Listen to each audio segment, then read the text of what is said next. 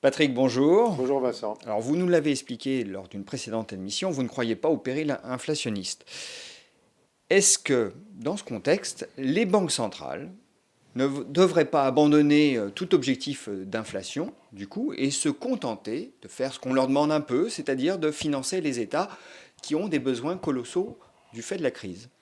Alors il y a deux sujets très différents. Il y a celui que vous évoquez, c'est-à-dire est-ce que, quoi que veulent les banques centrales, elles ne sont pas finalement condamnées à assurer la solvabilité des États.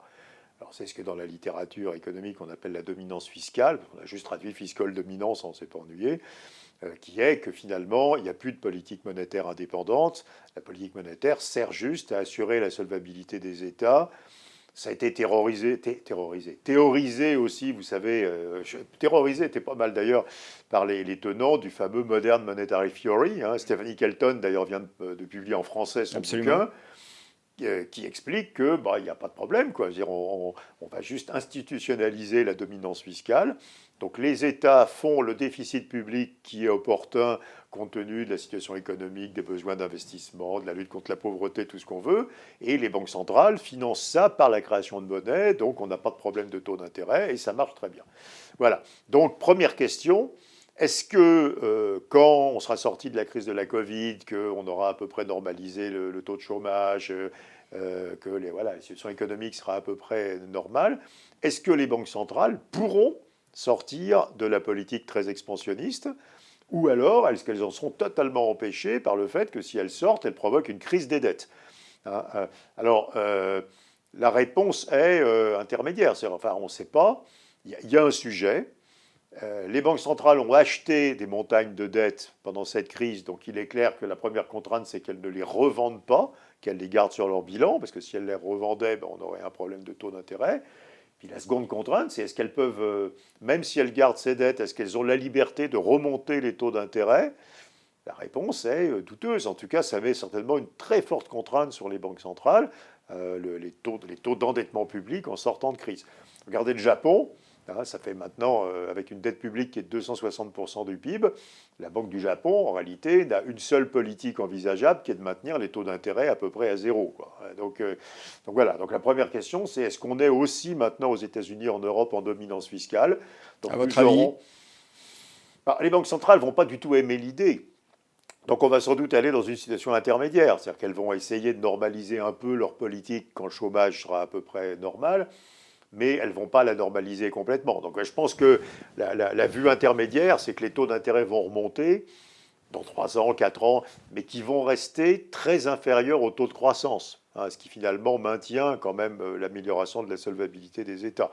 Donc ça veut dire que le 10 ans européen, par exemple, 10 ans français, qui est aujourd'hui un peu en dessous de zéro, la croissance de long terme nominale en France, c'est probablement autour de 3% par an.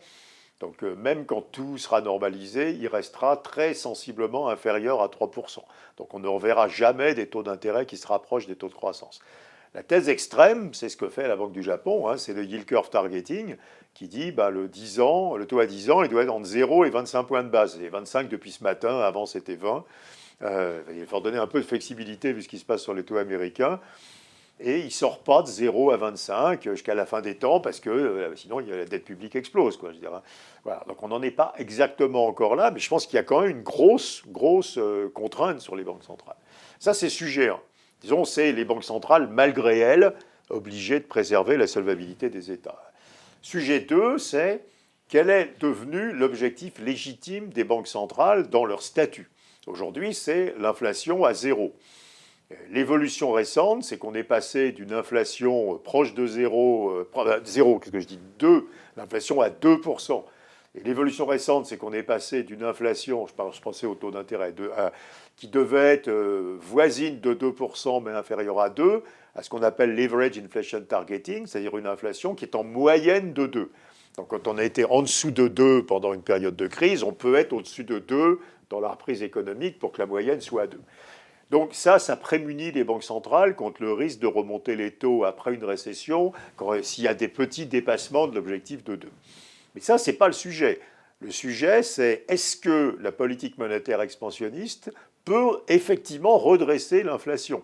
Est-ce qu'elle peut ramener l'inflation durablement autour de 2%, avec maintenant ce nouvel objectif qui est qu'elle doit osciller autour de 2%. Les banques centrales nous disent toutes, on va garder une politique monétaire très expansionniste jusqu'à ce que l'inflation soit solidement installée autour de 2%. Autour de 2%, ça veut peut-être dire entre 1,7 et 2,3, quoi. C'est ça l'ordre de grandeur. Et il y a deux arguments qui permettent de penser que ceci n'est pas si simple. Un, c'est que la politique monétaire expansionniste a très peu d'effet sur la dépense du secteur privé. On n'a pas vu que les taux d'intérêt très bas faisaient baisser les taux d'épargne des ménages. Ils ont plutôt monté, les taux d'épargne des ménages. Et vous savez qu'il y a même, on défend parfois l'idée que quand on baisse les taux d'intérêt, les ménages épargnent davantage parce qu'il faut qu'ils aient plus épargné pour garder la même retraite, par exemple. Mmh. Et puis il faut tout de même que l'économie réouvre pleinement pour que les ménages consomment aussi. Oui, mais enfin, là, je regarde sur 20 ans. Sur 20 ans, les taux d'intérêt baissent tout le temps. On part des taux d'intérêt à 10 ans à 6-7%. Et sur 20 ans, le taux d'épargne des ménages, il a plutôt monté. Il a très fortement monté dans des pays comme l'Allemagne ou la France, par exemple, ou l'Espagne. Et puis, deuxième argument, il n'y a plus de courbe de Phillips. C'est-à-dire que même si les banques centrales arrivaient à stimuler la demande, et on a vu que ce n'était pas évident, la stimulation de la demande ne fait plus monter l'inflation. La corrélation entre le chômage et l'inflation a disparu, aussi bien aux États-Unis qu'en Europe. Et donc, on peut partir, à mon avis, de l'idée que tant qu'il n'y a pas de grosses réformes structurelles, par exemple sur le marché du travail, eh bien, on n'a plus de possibilité pour les banques centrales de contrôler l'inflation.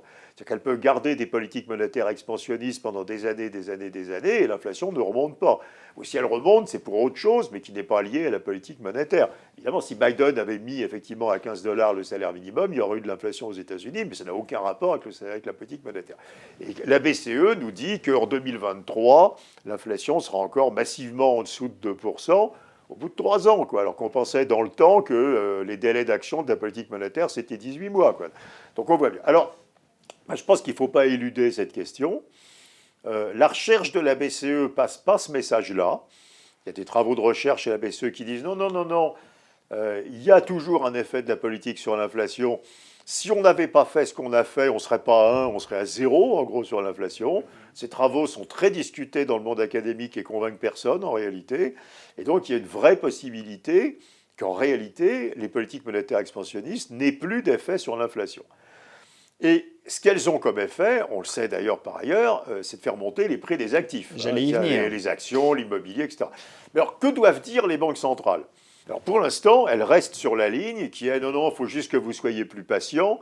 On finira bien par ramener l'inflation en gardant des taux très bas, en créant de la monnaie.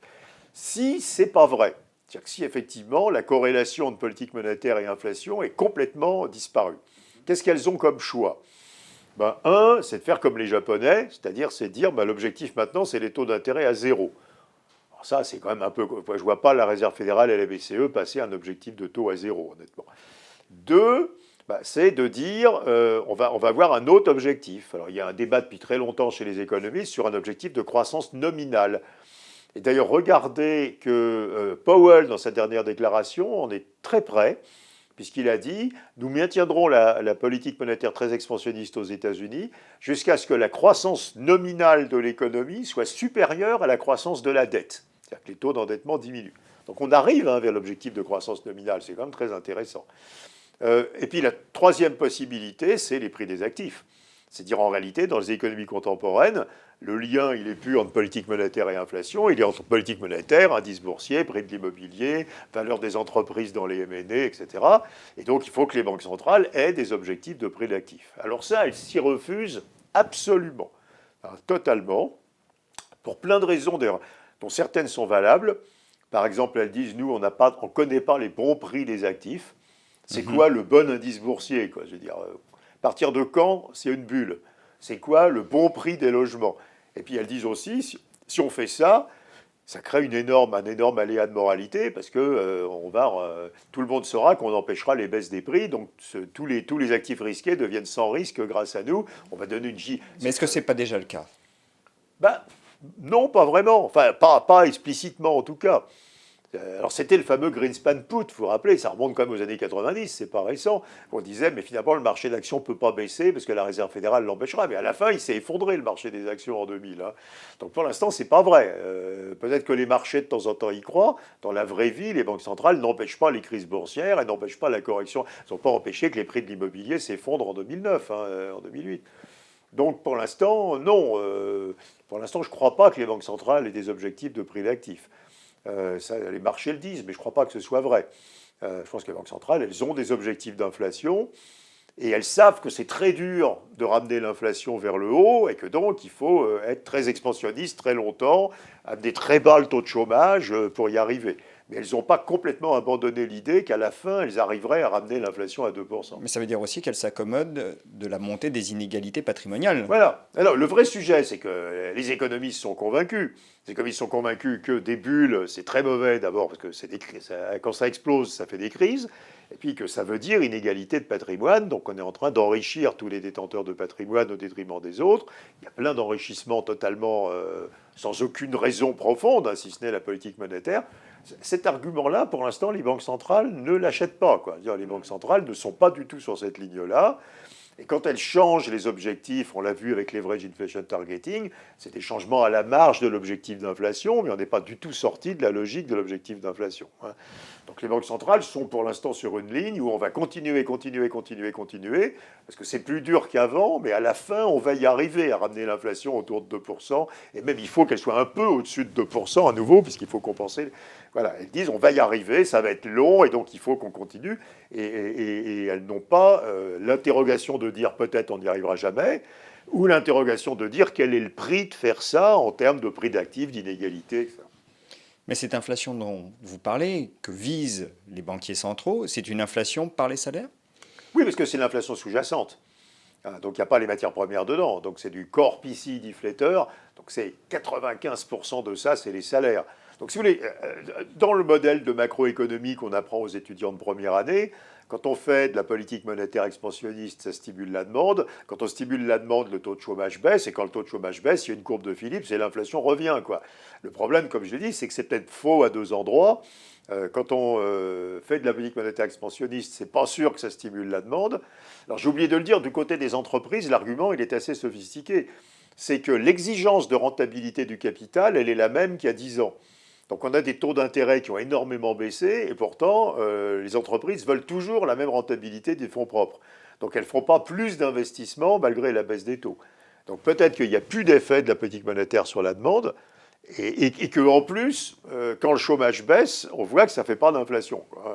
Donc on a quand même un vrai sujet, mais ce sujet-là, les banques centrales pour l'instant le rejettent. C'est à nouveau, d'ailleurs et la BCE le dit explicitement, elle dit non, dans nos modèles, ça marche encore à peu près comme avant, quoi. C'est-à-dire quand on fait de la politique monétaire expansionniste, à la fin, on fait de l'inflation.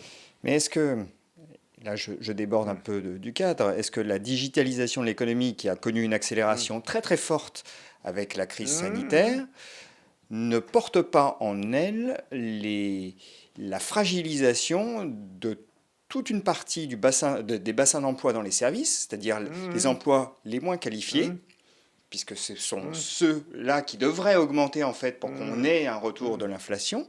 Et donc, est-ce qu'elle ne risque pas de faire avorter dans l'œuf tout espoir de remonter de l'inflation par une hausse des salaires? Alors, il y a deux arguments. C'est très intéressant cet argument, parce qu'il y a un premier argument qu'on entend aux États-Unis, c'est qu'il va y avoir beaucoup de consommation de services dans lesquels il est impossible de faire des gains de productivité. On en parlait dans une interview précédente, si tous les Américains vont chez le coiffeur, c'est sûr que les prix des coiffeurs vont monter. Et puis il y a votre argument en disant non, pas du tout, la Covid, ça crée une énorme digitalisation de l'économie, donc il va y avoir des gains de productivité partout, et comme il va y avoir des gains de productivité partout, au contraire, on rentre dans une période de très très faible inflation. Et d'ailleurs, entre nous, moi je rencontre des chefs d'entreprise en France, hein, c'est pas les États-Unis, qui me disent que la crise a révélé qu'ils pouvaient produire la même quantité avec beaucoup moins de salariés. Qu'en réalité, il y avait beaucoup de salariés dans les entreprises qui, en Ça gros... ne plaît pas pour l'inflation. Oui, ça ne plaît pas pour l'inflation. Il y a, comme on dit dans le vocabulaire, il y a des économies de coûts, quand même, qui vont se faire partout, quoi. Et c'est des salariés, d'ailleurs, c'est plutôt dans les sièges sociaux, quoi. C'est pas dans les unités de production. Il y a plein de cadres intermédiaires qui font plein de reporting dont on se demande en réalité si c'est utile, quoi. Donc voilà. Donc moi, je crois plutôt à ce second groupe d'arguments. Et qu'on risque d'avoir au contraire une grosse digitalisation de l'économie et beaucoup d'économies de coûts dans les entreprises qui vont essayer de gratter des coûts. Il y aura moins de budget de voyage, on va essayer d'avoir moins de gens dans les sièges sociaux, on va digitaliser toutes sortes de choses. Et donc, on risque de rentrer au contraire dans une période où il n'y aura pas du tout d'inflation par les coûts, quoi. Je veux dire, moi, je suis plutôt de ceux qui ne croient pas du tout au retour de l'inflation. Mais c'est intéressant de voir que vous trouvez l'autre argument. Ceux qui vous disent non, non, il va y avoir un. Vous savez, les années folles. Donc, tout le monde va vouloir aller au bistrot et donc les prix des bistrots vont exploser, quoi. C'est dur de digitaliser un bistrot. Bon, ben, c'est marginal, c'est par rapport à une grande digitalisation de l'ensemble de l'économie, des services aux entreprises, de la distribution, etc. Voilà, donc moi je crois pas du tout qu'il y ait structurellement plus d'inflation après cette crise, je crois plutôt qu'il y a structurellement moins d'inflation, et effectivement que ça va aggraver le problème des banques centrales. Ce que vous nous décrivez tout de même, Patrick, c'est une vision assez dantesque de l'avenir, avec des inégalités patrimoniales qui ne font que s'exacerber, et puis finalement un marché du travail qui reste très anémié dans la reprise.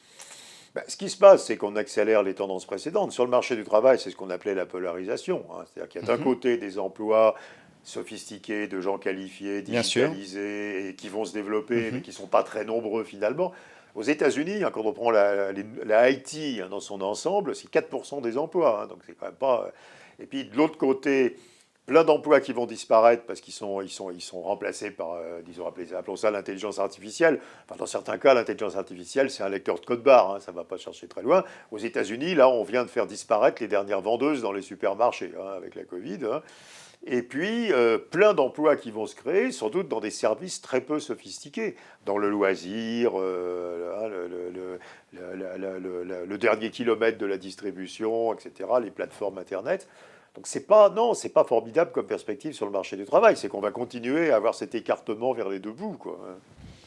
Bon, eh bien écoutez, sur cette vision un peu sombre, nous allons nous quitter, mais je suis sûr que nous aurons l'occasion d'en reparler très largement. Patrick, merci. Merci Vincent.